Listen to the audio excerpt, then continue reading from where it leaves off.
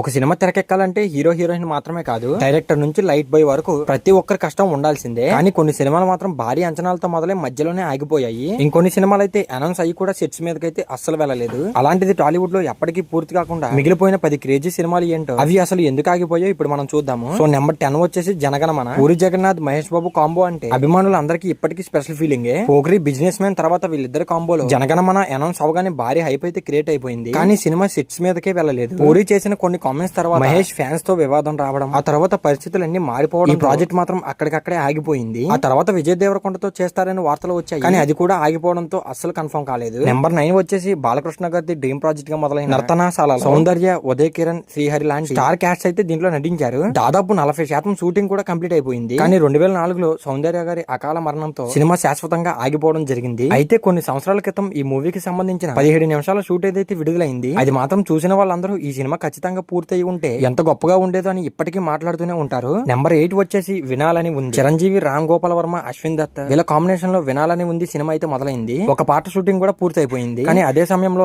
RGV Bollywood ప్రాజెక్టులతో busy కావడంతో ఈ సినిమాపై ఫోకస్ అయితే పూర్తిగా తగ్గిపోయింది. చివరికి ఈ సినిమా షూటింగ్ మధ్యలోనే ఆగిపోయి ఈ సినిమా ఎప్పటికీ పూర్తి కాలేదు. నెంబర్ 7 వచ్చేసి సత్యాగ్రహి. ఖుషి బ్లాక్ బస్టర్ తర్వాత పవన్ కళ్యాణ్ గారి హీరో కథ, స్క్రీన్ ప్లే, డైరెక్టర్ కూడా ఆయనే చేస్తూ సత్యాగ్రహి అనే సినిమా అయితే ప్రారంభించారు. సమాజంలో జరుగుతున్న అన్యాయాలపై పోరాడే యువకుడి పాత్రలో పవన్ కల్పించాల్సి ఉంది. కానీ ఆశ్చర్యకరంగా ఈ సినిమా ఎందుకు ఆగిపోయిందో ఇప్పటికీ వివరంగా ఎవరికీ తెలియదు. టాలీవుడ్ లోనే పెద్ద మిస్టరీ ప్రాజెక్ట్ లో ఇది ఒకటిగా నిలిచిపోయింది. మరి నెంబర్ 6 వచ్చేసి మెరుపు. రామ్ చరణ్ హీరోగా, ధరణి దర్శకత్వం, ఏఎం రత్న నిర్మాతంలో మెరుపు సినిమా ఘనంగా ప్రారంభమైంది. హీరోయిన్ గా కాజల్ అగర్వాల్ కూడా ఫైనల్ అయింది. ఒక షెడ్యూల్ షూటింగ్ కూడా పూర్తయింది, కానీ ఆ తర్వాత షూటింగ్ ఒక్కసారిగా నిలిచిపోయింది. అసలు ఎందుకు ఆగిందో ఇప్పటికీ ఎవరికి క్లారిటీ లేదు. నెంబర్ 5 వచ్చేసి రాధా. వెంకటేష్ మారుతి కాంబోలో రాధా సినిమా ప్రకటించగానే మంచి బడ్జెట్ అయితే క్రియేట్ అయింది భయ్య. పోస్టర్లు కూడా ప్రేక్షకులను ఆకట్టుకుంది. రాజకీయ నాయకుడి ప్రేమలో పడితే ఎలా ఉంటుందో కాన్సెప్ట్ తో ఈ సినిమాని తెరకెక్కించాల్సింది. కానీ మొదటి షెడ్యూల్ కూడా పూర్తి కాకముందే ఈ షూటింగ్ అయితే ఆగిపోయింది భయ్య. కారణం మాత్రం ఇది చాలా సీక్రెట్ గా ఉంచారు, ఇప్పటికీ బయటకు రాలేదు. నెంబర్ 4 వచ్చేసి ఆటో జానీ. చిరంజీవి రీ ఎంట్రీ మూవీగా మొదట అనుకున్న సినిమా ఆటో జానీ. పూరి జగన్నాథం గారు చెప్పిన ఈ మూవీ చిరంజీవి గారికి అయితే చాలా బాగా నచ్చింది స్క్రిప్ట్. ఫస్ట్ లుక్ పోస్టర్ కూడా అభిమానులు చాలా ఆశలు పెంచింది భయ్య. కానీ చివరి నిమిషంలో ఈ ప్రాజెక్ట్ కూడా క్యాన్సిల్ అయిపోయింది.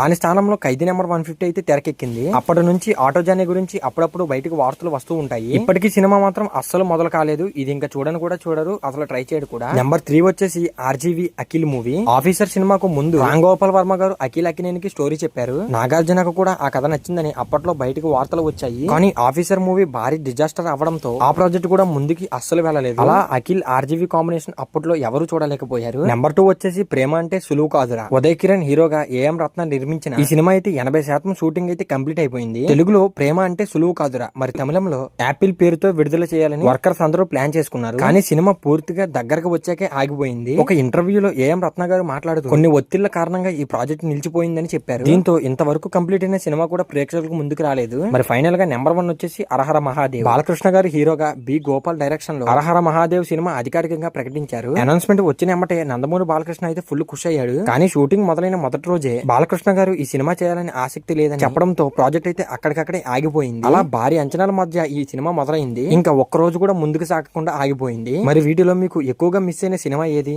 జనగణమననా, లేదా ఆటో జానీనా, లేక నర్తనశాలనా? మరి కింద కామెంట్ చేసి చెప్పండి. మరి ఇలాంటి ఇంట్రెస్టింగ్ సినీ ఫ్యాక్ట్స్ మరియు మూవీ అప్డేట్స్ అండ్ రివ్యూస్ కోసం ప్లీజ్ ఈ వీడియో నచ్చితే లైక్ చేసి మన సినీ లాజిక్ ఛానల్ కి ఎవరైనా కొత్తగా వస్తే సబ్స్క్రైబ్ చేసుకోవడం మాత్రం మర్చిపోకండి ఫ్రెండ్స్. సో మరి ఈ వీడియో చివరి చూస్తుంటే చాలా థ్యాంక్స్ గైస్.